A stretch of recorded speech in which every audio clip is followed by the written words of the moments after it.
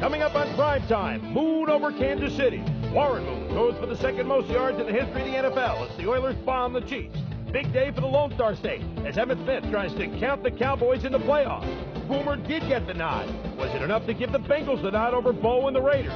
Seattle has been dreaming playoffs, but Miami made them pay for such thoughts.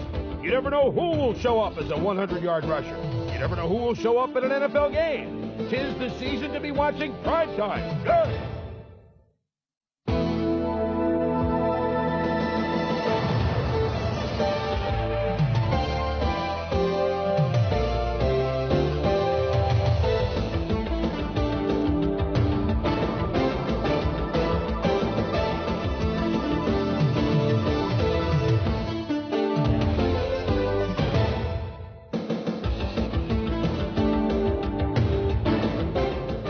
Hello once again, everybody. I'm Chris Berman. Welcome to Week 15 on ESPN's NFL Primetime, a week which saw Warren burn them all, at least all of them in Kansas City. To help explain exactly what we're talking about, because I certainly need some help, Tom Jackson, Pete Axthelm, and Robin Roberts, we shall enjoy, and so will you. Of course, let's get you updated now on the late scores around the league. The late game's not the best of football games we have seen. The Eagles all over the Green Bay Packers, 31-0 there about a minute to go at Bet Stadium in Philadelphia. The Los Angeles Raiders have made a statement. They're in first place by their lonesome in the AFC West. They have sat on the Cincinnati Bengals with Boomer Esiason, 24-7. Raiders clinch a playoff spot.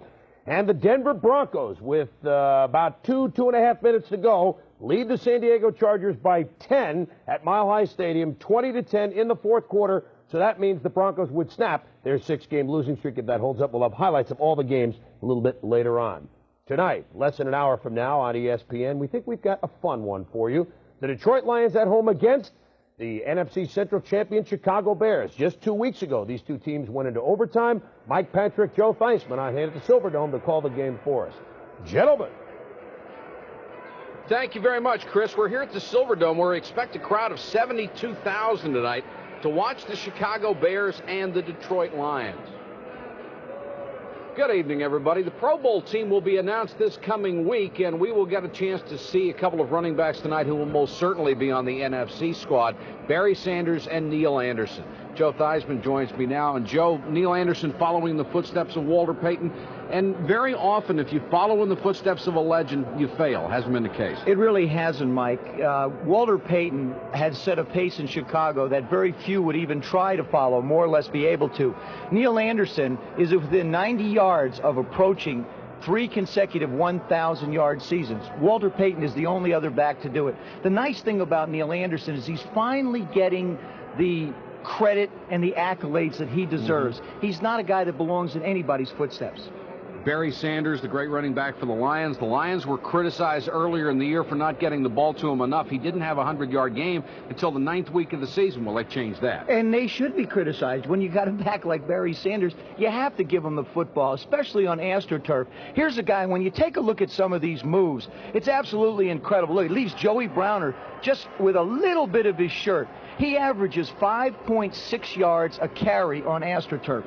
Give it to him twice, you've got a first down. He absolutely deserves the football as much as possible. Well, the Bears have said publicly their defense will be set up to stop him tonight. Chris Spielman says the Lions' defense is going to have to do the same thing, trying to stop the Bears' big threat, Neil Anderson. He's a great back. He's got great burst. I probably played against one of the best running backs that I've seen in the history of the game last week, and Bo Jackson. There's nobody with speed like him. Neil has great speed, but Neil has what I like to call it is just his burst. He hits the hole, he sees it, and he goes. He runs hard and great quicks. Coming up in less than an hour, the Bears and the Lions, a battle of great running backs. Ought to be a lot of fun, Chris. Certainly should be, Mike and Joe. We look forward to that game. That's at 8 o'clock Eastern Time tonight right here on ESPN. Guy that had a lot of fun, Warren Moon of the Houston Oilers. We'll show you how he lit up the sky in Kansas City, much to the Chiefs' chagrin, as we roll around Week 15 in the NFL. Coming up next, the first game for new Bucs coach this week.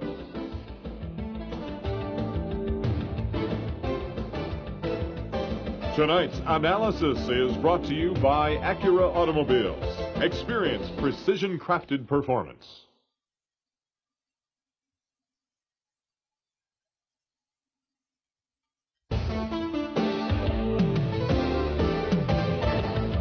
NFL Primetime is brought to you by Budweiser, the king of beers with that clean, crisp, cold taste. Nothing beats a Bud. By Norelco Lift and Cut Shavers for a new level of closeness and comfort. By the First Brands Corporation, makers of Prestone Advanced Formula Antifreeze. And by Konica. Put a Konica to work for you. Konica Copiers and Fax. They just work all the time. Welcome back to NFL Primetime. The suspense is over in Philadelphia. The Eagles have beat the Green Bay Packers by the count of 31-0. So the Eagles have now clinched a wild card berth. Could be 4 teams from the NFC East in the playoffs. More on that a little bit later on. Let's go to a couple teams in the NFC Central. The Buccaneers and the Vikings. Richard Williamson making his debut as Buccaneers coach, and he went up against the Minnesota Viking team that had played very well. Sure, they lost last week to the Giants, but they played well anyway, except for one minor problem with the Vikings. None of their 6 wins have come outdoors. The old Vikings are rolling over in their graves. They're not even in them yet. There's Richard Williamson and Vinny Testaverde limbering up the legs. Why? Because he's about to look like Carl Lewis. Look at Vincenzo. Look at him make the move at the line of scrimmage. And Vinny takes off. Watch Carrier with the block. Right there. And Vinny, he could go all the way. Are you kidding me? Testaverde, 48 yards, a touchdown. Tommy, help me out here. Vinny showing us a side that we have not seen. Here he breaks out of the pocket again, makes the Gale Sayers-like cut to the outside. You see the stiff arm there. He doesn't run out of bounds. He's kind of pushed out of bounds right there. And here, watch the move he makes going up the middle of the field and diving for the extra yardage. Carrying the ball like a loaf of bread, so they'll have to work on that. Yeah, but so what, Tommy? He's a 100-yard rusher. At 107 the whole year going into today, 105 today. But Vinny can also do it with the arm. The man can do it all. Look at him dart one to Mark Carrier. He takes it 26 yards into the end zone for the touchdown. And Carrier is so psyched. Look at him team up with fellow wide receiver Willie Soviet Drury. Hey! Meanwhile, on the sidelines, Wade Wilson. When was he going to get in? Well, after watching Rich Gannon play in a hurry. Gannon almost picked off by Urban Randall. Here, he outthrows Steve Jordan from Brown University. Here, Gannon is picked off by Rodney Rice. Rich Gannon today, 2 of 10 for 8 yards. So we bring in Wade Wilson, and he played well. Goes 24 yards to Hassan Jones. Here, Wilson goes 17 yards to Steve Jordan from Brown University. And then Wilson goes deep.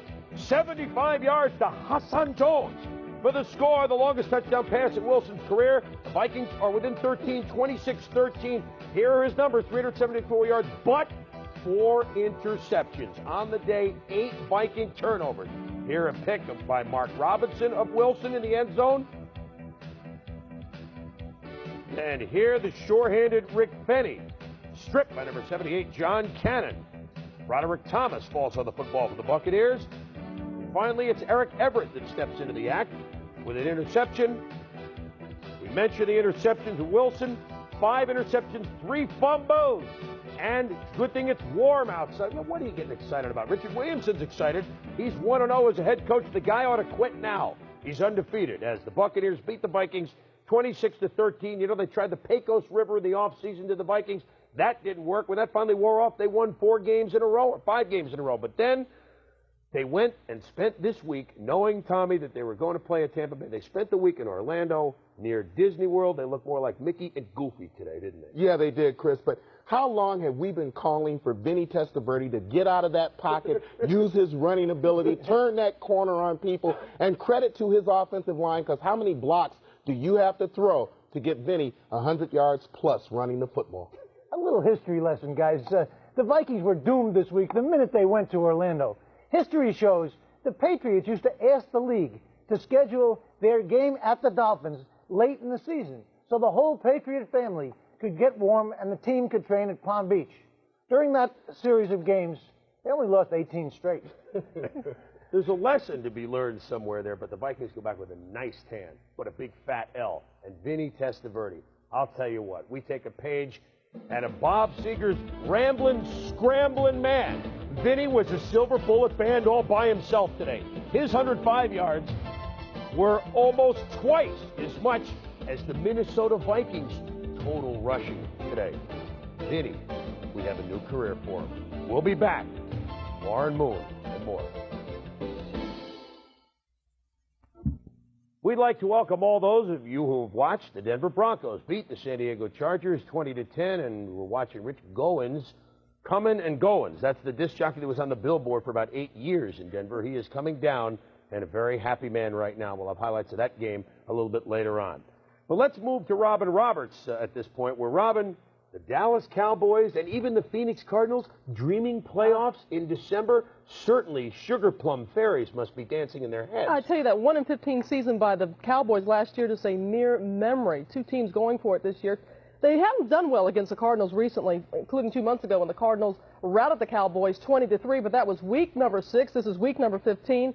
Different story at Texas Stadium. Both clubs coming in riding 3-game winning streak. The last time that the Cardinals won 4 in a row was 1988. Even longer than that for the Cowboys. 85 was the last time they won 4 in a row. Ken Norton Sr. not happy with Jr.'s performance in this tussle with Johnny Johnson, but it would be Tim Rosenbaugh who would be fighting for his life. Rosenbaugh under pressure, just throws it into the ground. Then Rosenbaugh slips, gets up, almost is picked off by Jesse Solomon. Then no one open, and Rosenbaugh scrambles for no gain. Meanwhile, Michael Irvin was looking to go home. Troy Aikman goes 41 yards to Irvin. Does he get in to score? No, but he gets a big hit by Lonnie Young. Then Aikman goes 41 yards to a wide open Irvin, but again, no end zone. Finally, Aikman to Irvin for the 8-yard score, and Michael Irvin, he knows where he is. He gets up, heads it home. Yeah, take that. 4 catches, 91 yards on the day for Michael Irvin. Meanwhile, Rosenbaugh looking for help. Would someone please stop James Washington? No help. Rosenbaugh under pressure again. This time throws it right to Washington. Then Washington doing a good job on D, strips the ball from Johnson and jumps on the fumble himself. Then Rosenbaugh under pressure again. Washington comes up with his 3rd turnover. But he's going to pay the price for this one, getting speared by Lewis Sharp. He's down. Oh, come on, Sharp. But the day would belong to Emmitt Smith. Smith in the backfield for the boys. Scampers 11 yards for his 2nd score of the day. Cowboys up 13-3. TJ, how about these moves? Robin, Emmitt Smith reminds you a lot of Barry Sanders. A short back, very strong, low center of gravity. Here you see him make 3-4 good cuts, slides back to the outside, upfield. Great play getting to the end zone. The Cards would try to stop Smith from getting his 3rd touchdown. David Bavaro makes the big hit in midair to stop Smith, but on the next play, you can't stop him twice. Smith, his 3rd score of the day off right tackle, 27-3 Dallas. You never relax until you know that a back is touched and down. Here Emmitt slips on the turf, but he has the good presence of mind to get right back up and carry a bevy of Cardinals into the end zone. Ooh, a bevy. Big day for Emmitt. 24 carries, 103 yards, 4 touchdowns on the day. The Cowboys roll. 41-10 is the final. The Cowboys, 500, 7-7. 41 points is the most by Dallas in a non-strike game since a 44-point outburst against the Skins in '85. Could the Falcons possibly end their 17-game road losing streak? With the fans in Cleveland, they've been all over the Browns this year, but today the Browns decided to come out hitting. But they were hitting the wrong people. First, umpire Gordon Wells gets simply drilled by Brian Brennan. Then Felix Wright steps up to stop Mike Rozier, but he pops teammate Clay Matthews instead. In Cleveland, even Santa doesn't look good these days. But the Browns caught the spirit of giving. First, Eric Metcalf, no reason to drop that ball. Then Bernie Kosar, the Oakland ugly broken play, leaves Metcalf on his own, pays the price for that 3-yard gain. Then it's Bernie looking for Webster Slaughter, but instead, prime time. Look at that left-handed one-hand INT. Bernie not in a real festive mood, but meanwhile, Primetime working on his holiday dance. But the Browns were feisty at home, looking to snap an 8-game losing streak, but it was the old guys who got it done. Bernie Kosar finds Kevin Mapp a 10-yard gain. A bevy of Falcons to take him down. Then it's Kosar to Ozzie Newsome, playing his final home game. Newsome down to 19. And finally, it is Big Mac again, bulldozing for the first touchdown of the game. Gets him from 5 yards out. The Browns led 7-3. But then it was all Brown defense. Here Mike Johnson says hello to Mike Rozier head on, and then Michael Dean Perry brings down Scott Campbell for a sack. Hugh Millen comes in for Campbell, but Millen shows why he's a third-string quarterback on a team with 3 wins. The horrible pass, then Stephen Bragg's Anthony Pleasant making a club sandwich out of Millen. A big day for the Browns on defense. Only 20 sacks coming into the game. 8 sacks today, the highest total of the year. And things would get worse for Atlanta. Andre Rison stretching for extra yards during garbage time. Catches his knee under feigned gash. Rison has to be carted off the field. He has a sprained left knee, but he is expected to play next week against the Rams. A long, tough day for the man in black. Gary Glanville's Falcons still winless on the road, 13-10. The Browns with the victory. The Browns snapped their 8-game losing streak and win for the first time under Jim Schaffner. They also put an end to their club record 6-game home losing skid. We showed you one of the highlights for the Falcons, Primetime's one-handed interception. He was asked about that INT after the game. Do you get more satisfaction out of making a catch like that or running back a punt? I get more satisfaction out of winning. That's why I haven't been too satisfied this year. He's only been satisfied 3 times this year with 3 victories. And when was the last time they won on the road? They've lost 18 straight away from Fulton County. We said it this morning, Reverend. The last road win for the Atlanta Falcons, I think, was the second battle of Bull Run. Stonewall Jackson engineered a big fourth quarter comeback. Robert E. Lee, a couple of touchdowns. Atlanta 21, Union 17. By the way, prime time at Cleveland, 1 interception, 1 home run. Thought we would throw that in there. All right, when we return, Warren Moon, second highest passing total in the history of the NFL. But first, let's talk about a team on the move, the Cowboys. They're looking to become only the second team with the worst record in 1 year to get to the playoffs the next year. The only other team, Ted Marchibroda, Burt Jones, Baltimore Colts in 1975. Look at the improvement of Dallas this year. Of running backs tonight, Neil Anderson of the Chicago Bears going against the fleet-footed Detroit Lions second-year man Barry Sanders. Live, 8 o'clock Eastern Time, here on ESPN. Live at Arrowhead Stadium in Kansas City was one Warren Moon of the Houston Oilers. Now, Moon needed only 126 yards to get to the 4,000 mark for the season. That would mean he'd be only the 12th man in NFL history to ever accomplish that feat. 126 yards? Moon got that coming off the team bus in the stadium. Arrowhead Stadium last year, 34-0. It was Kansas City winning what Warren Moon remembers best. First quarter and 3rd and 10. Moon to Hayward Jeffries for 16 yards. Next play. Warren Moon pumps once, and there is Jeffries open. He spins. And the Chiefs giving Moon plenty of room was kind of a mistake, huh, Tom? Yes, it was. Here you see Jeffries working on Sam Petrie, and look how much pad he gives him to the first down marker. Allows him the easy first down, knocks him out of bounds about 7 yards too late. Then you see the man-to-man coverage. He's right on him, looks a little bit off balance. Turns this into a nice 30-yard gain, something that should have been about 15. And look at Moon dart one. Nobody throws a better-looking ball, and that one was a 24-yard touchdown to Tony Jones. 7-0 Houston. The Chiefs came out flat. They ended up flatter. Later in the quarter, the abuse continues on 2nd and 10. The 2-step drop. Jeffries makes the move, picks up a 20-yard gain down to the 39-yard line, and Tom Petrie just doesn't learn. And sometimes you just can't do anything right as a DB. Here, he turns and spins. He gets off balance, misses the tackle, gives up an extra 12 yards. And Petrie was dished all day long. But 10-0 Houston, and Steve DeBerg gives the Chiefs some hope with 26 seconds to go in the half. Wide open is J.J. Eric Burton. The Animal has a 5-yard lead on everybody else, beating Bubba McDowell. Chiefs are in it. They're down only 10-7 at the half. This is special teams play, Tom. It's Todd McNair. I'll give you some expert analysis here. He's out. Fortunately, he was up a little bit later on and feeling better. That was good news. Couldn't be the same said for Steve DeBerg. It was such a marvelous year, but Bubba McDowell's helmet nails his left pinky. It becomes dislocated. Look away at home. Trainers attempting to reset the finger. Bergie, obviously in pain, had to go to the bench in favor of Steve Pallure.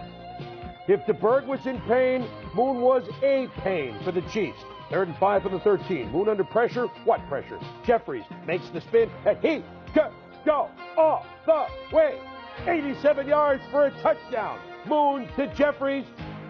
And Tommy Petrie did not have a prayer on this play. He tries to get the bump at the line of scrimmage, but he's working against a guy who's bigger, stronger, faster. Jeffries gets that stiff arm on him to get some separation, catches the ball, keeps his balance, and to borrow your line, he could go all the way. 245 yards for Jeffries. That's the best receiving performance this year in the NFL. But it wasn't only Petrie. Everybody was guilty of the Kansas City defense. Watch Moon's half roll, lofts it to Drew Hill, beats Kevin Ross. Now Ross makes a very nice play to save a touchdown, resulted in a field goal only, that 58-yard pickup. And Warren Moon is just beginning to warm up. It's 20-10 in the fourth. Chiefs come with the blitz. He reads it. Blockers picked it up. Ernie Gibbons from Louisville. Down to the 30, down to the 16-yard line. Moon under pressure. Even though he was sacked 4 times, he was cool. He was so poised today and threw some excellent passes off the back foot without stepping into the throw. And look at him dodge the defense there. Tony Jones, another touchdown. Houston wins at 27-10. There it is. 527-yard passing for Warren Moon as the Houston Oilers win a big, big ball game. Not only for Moon, but for their divisional and playoff hopes as they beat the Chiefs 27-10, a place where they lost a little more than a year ago, 34-0. Moon, by the way, had his 9th 300-yard passing day. That ties the NFL mark for one season, set by Dan Marino. Of course, he'll have 2 more chances to break it. The last chance of the regular season will be here on ESPN. He also had the 2nd most yards ever, the most 27 yards more by the Dutchman, Norm Van Brocklin, 554. And if we take a look at this play, if replay had ruled differently, Moon would own the record tonight. Here he hits Haywood Jeffries. Who else? Clocked by Deron Cherry. Ball comes loose out of bounds. After further review, does he have possession? Well, they called that not possession, not a catch. That was a 33-yard play. Jeffries thought he had it, and if they had ruled that it was a catch, then, as we said, Warren Moon, not the Dutchman, would have owned the record, but it certainly doesn't diminish from what he did today. Tommy, you mentioned it too, throwing off the back foot and everything else. It's great when people are open, but Moon shows the poise, and nobody throws a better ball. You know, he obviously learned a lot up in that place up north. You know, I think the most important facet to the run and shoot is resiliency. You know, when you look at Detroit, the other team that runs the run and shoot, they have a problem keeping a healthy quarterback. What's amazing to me is that Warren Moon, no matter how much he's banged during the course of a game, always gets up and lines up for that next play. A typically shrewd observation from you, Tom. My own shrewd observation for the day was a prediction that this game could turn on the Chiefs blocking punts. I neglected to figure out that it's very hard to block a punt when you can never force the Oilers into a 4th down. That's true. You know, one thing we figured about the Chiefs going into this game was they had the very good secondary, and that was not going to be a problem going in. It is a problem going out. Now, how many famous Andersons do you know of? Well, Hans Christian Andersen's pretty famous. Some of us might think Lonnie Anderson is pretty famous.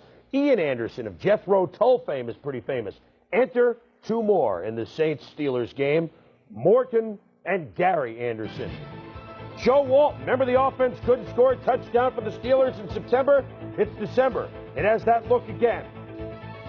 Big hit by Gene Atkins on Eric Green. Sloppy play, Brisker over the middle, Worley drops it. Other side of the ball, Steve Walsh looked terrible. A wide open Gil Fenderkey, but he can't complete the pass. Soon after, maybe the best corner playing today, Rod Woodson almost gets a pick. So they run. Good idea. Hayward with the block, Fennerty with the run, gets 10 yards. A bit later, look at that Irish Lightning. Fennerty down for 10 more yards. Big play of the game. 47 seconds to go on the one, down 3-0. But a fumble, and the Steelers' David Johnson recovers at the end of the half, preventing a Saints touchdown. Fennerty dives into the line here. He's looking for the extra yardage, and Dave Little gets his hat right on the football, causes the fumble into the end zone. Brisker, second half, rushed. Where's that going? It goes to the Saints' Gene Atkins. Other side of the ball, Walsh.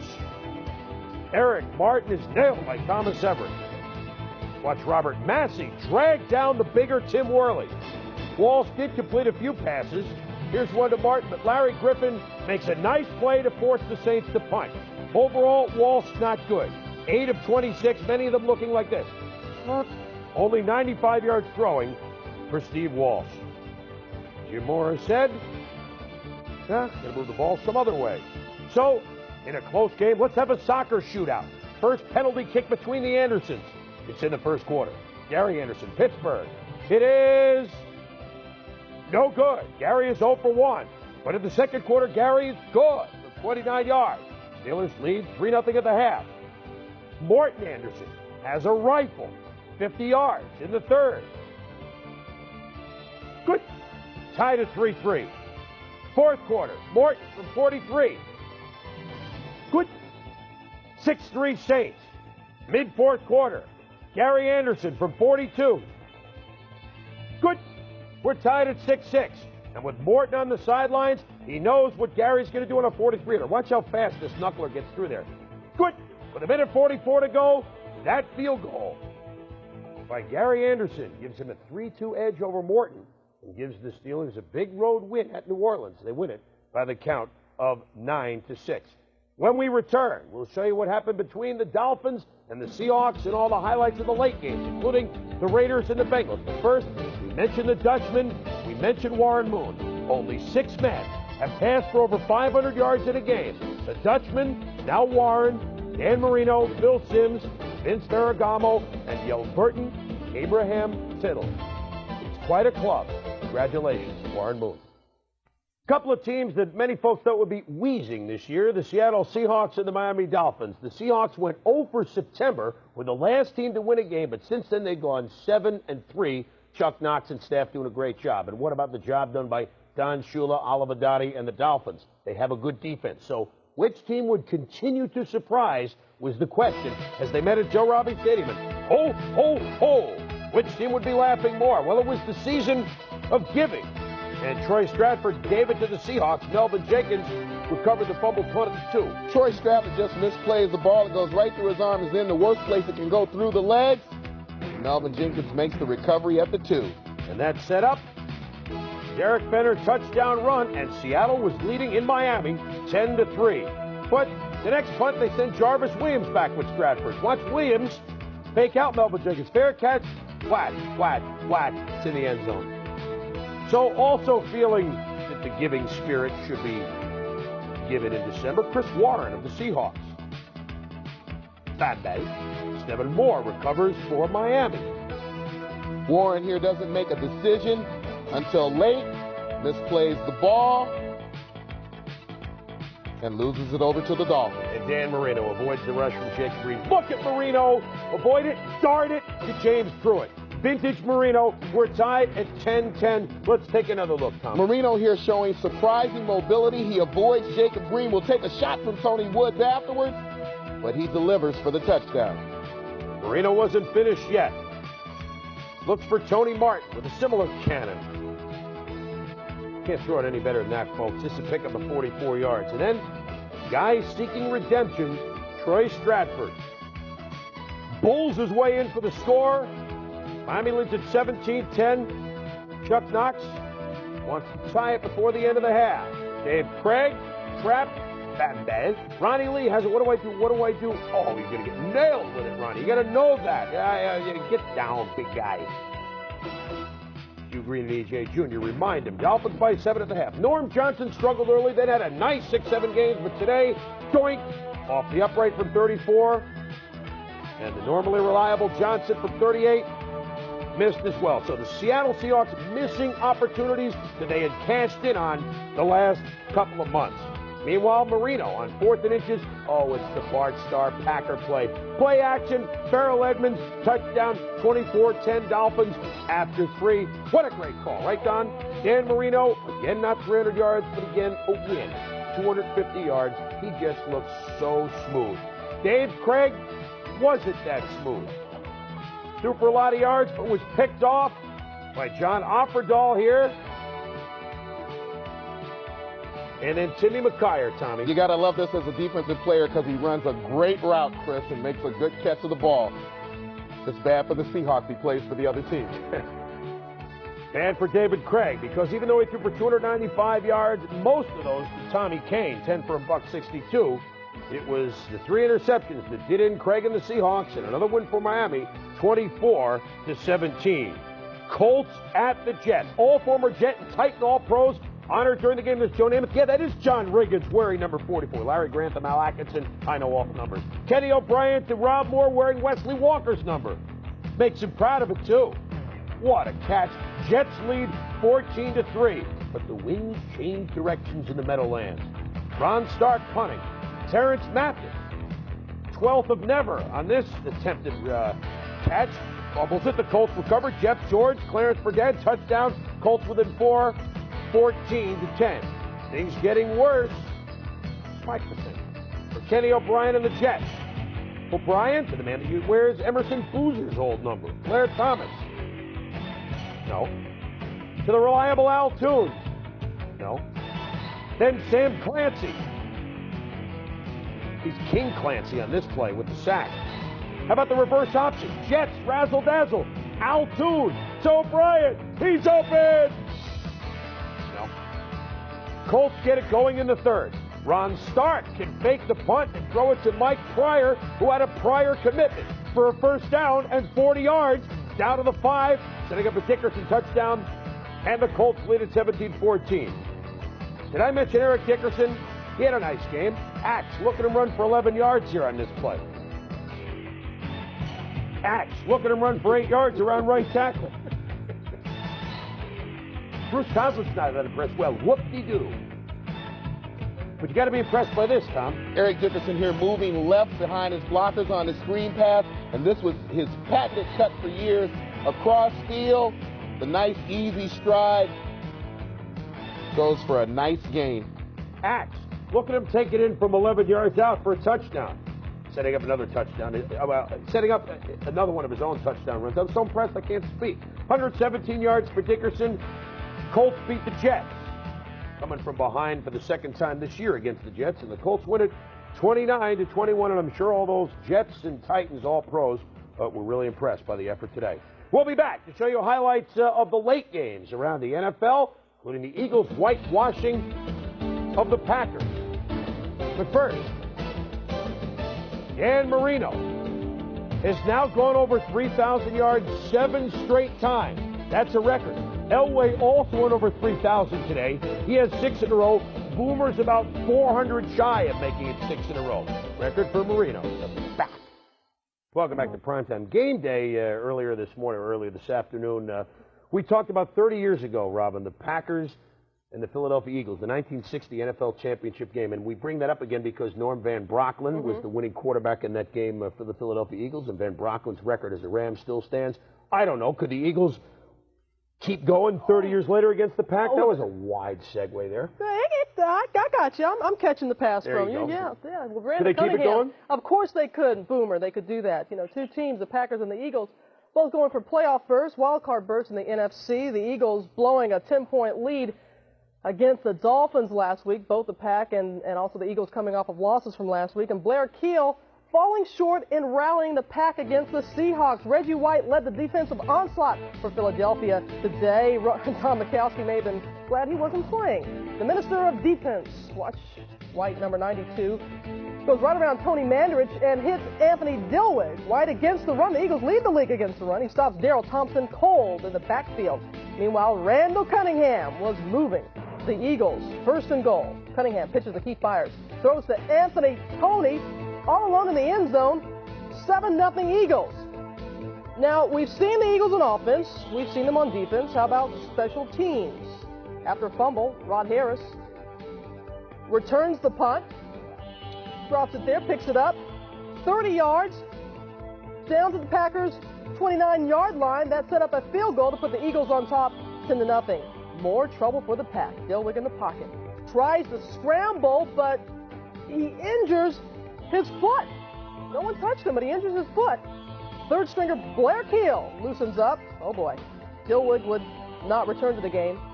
The Eagles kept coming late in the first half. Cunningham goes long for Fred Barnett. Gets up.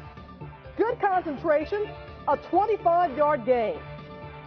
Next play, Cunningham hits Keith Byers in the back of the end zone. 17-0 Eagles at the half. Second half, could Keel rally the Packers? Fell short against the Seahawks last week. Off the play fake, Keel looking for Sterling Sharp, and he underthrows him. 2 plays later. Keel again, going for Sharp again, same result. And then Keel slips down in the pocket. Packer fans, they don't know how to react to all this, but even they had to admire this. The man, Randall Cunningham, scrambles out of, how many times have we seen this? Scrambles out of trouble into the end zone with his patented hurdle. Rob, you know, anyone who's watched a Buddy Ryan coached team knows it begins with toughness, and maybe the toughest guy on this squad is the quarterback. And he's trying to explain, now I went up this high, this is how I did it. The guy, he must be a depressed Packer fan. Here's a depressed Packer coach, Lindy Infante, as he is consoled by Sterling Sharp. But the Packers fall short. The Eagles all over the Packers by a final of 31-0. Randall Cunningham, the 3rd straight year he has passed for over 3,000 yards. Randall Cunningham. Let's check in on the lightning bolts. And Denver. Charger running back Marion Butts, the NFL's leading rusher, chewed up Denver last time they played and started well. Powers up the gut for 7 yards. Then Butts shows his speed to scoot around the outside for 11 more. And then watch this. He uses a stiff arm right there on Kip Corrington to key a 9-yard pickup. And Marion Butts breaks the single-season Charger rushing record in the first quarter, but he was no real factor after that.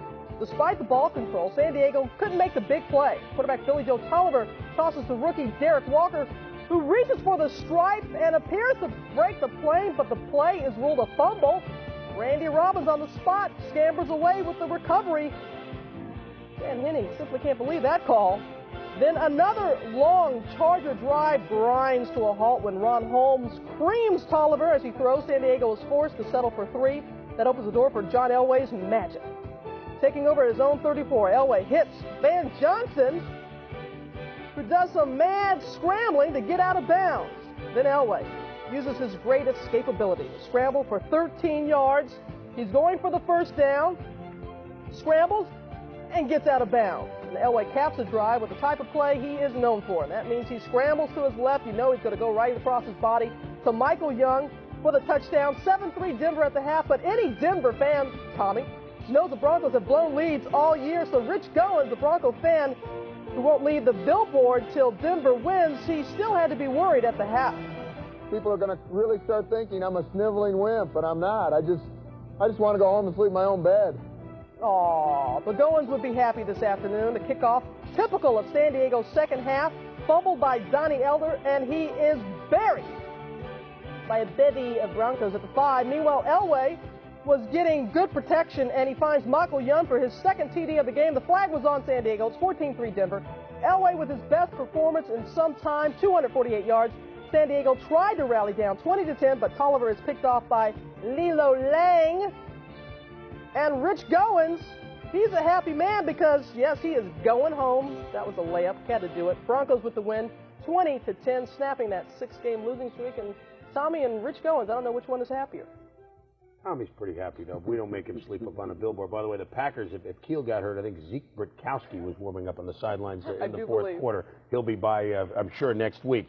All right, when we return, the Raiders and the Bengals. But first, our 100-yard receivers begins with a 200-yard receiver, plus Haywood Jeffries of the Houston Oilers. Tommy Kane had a big day for the Seahawks in a loss, as did Hassan Jones.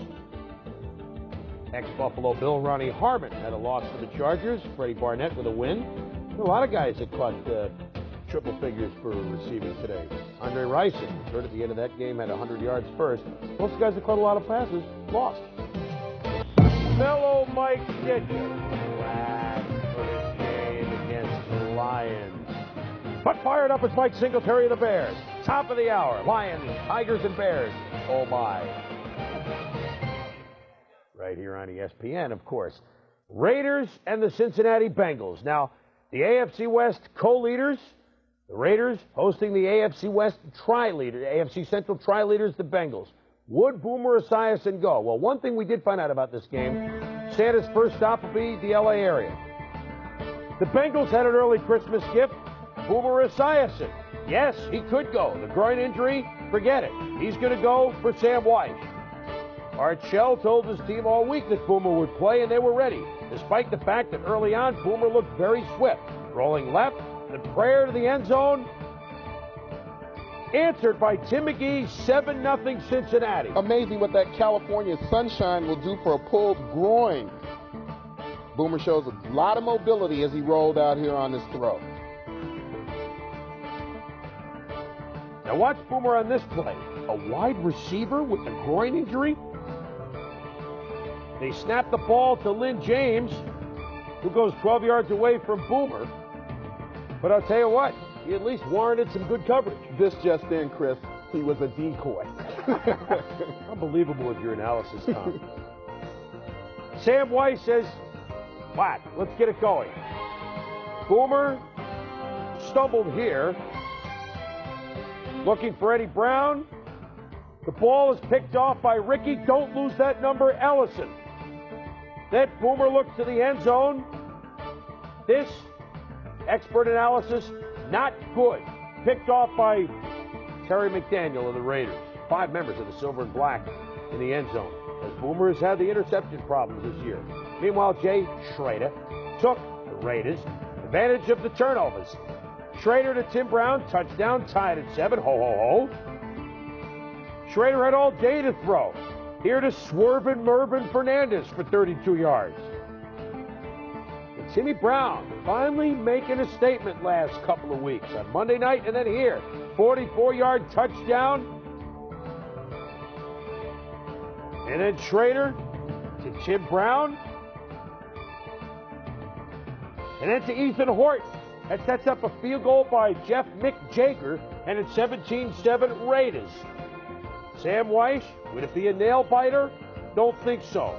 Third quarter, Bo Jackson had a 92-yard run against the Bengals last year. Look at him shift, look at the block, and let's get him go. He could go all the way. But Ron Jones catches him from behind. Art Shell can't believe he got caught, but he'll take the run. Ron Jones can't believe he caught him. Bo did not know touchdown on that play. So Ethan Horton did. From Schrader, touchdown, 24-7 Raiders.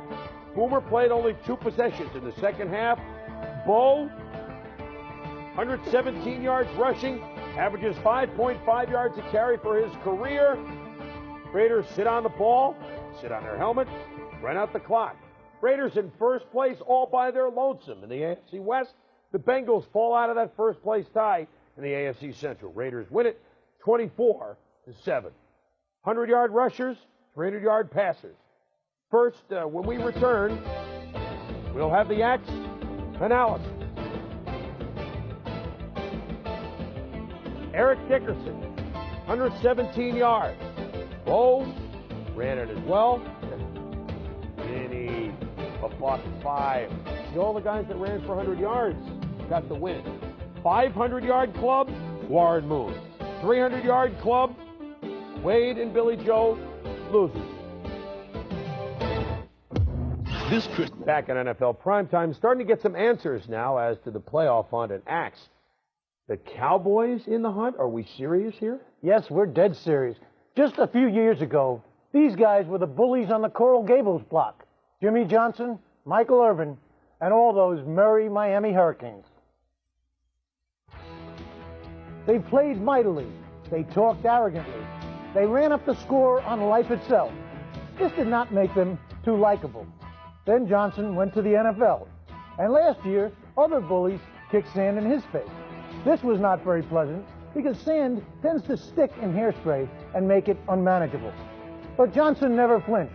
1-15, that record is forgotten now. How does 7-7 sound? The playoffs as a possibility?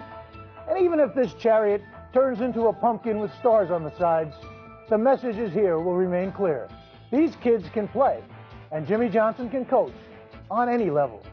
It's also kind of fun to salute some overachievers for a change.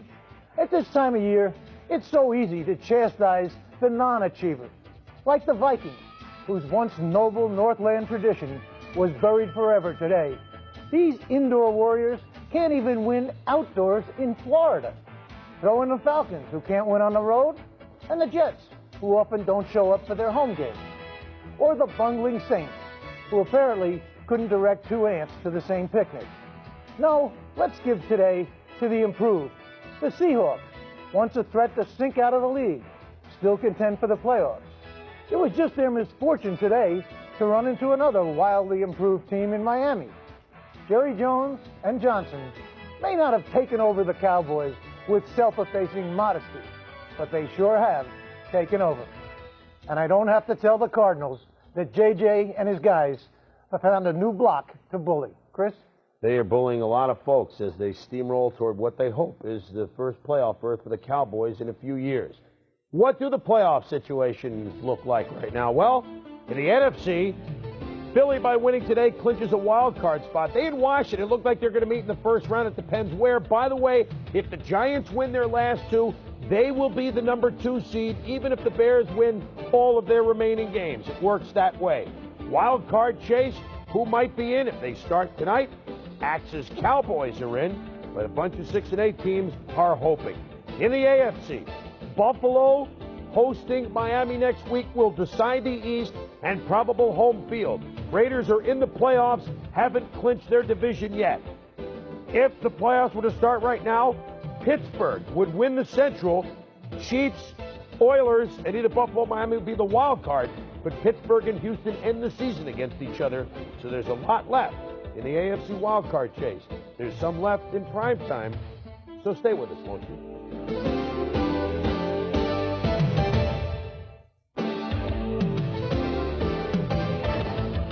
NFL Primetime has been brought to you by AT&T, the right choice. By Irish Spring Deodorant Soap, the Irish never quit. And by Remington Micro Screen Shavers.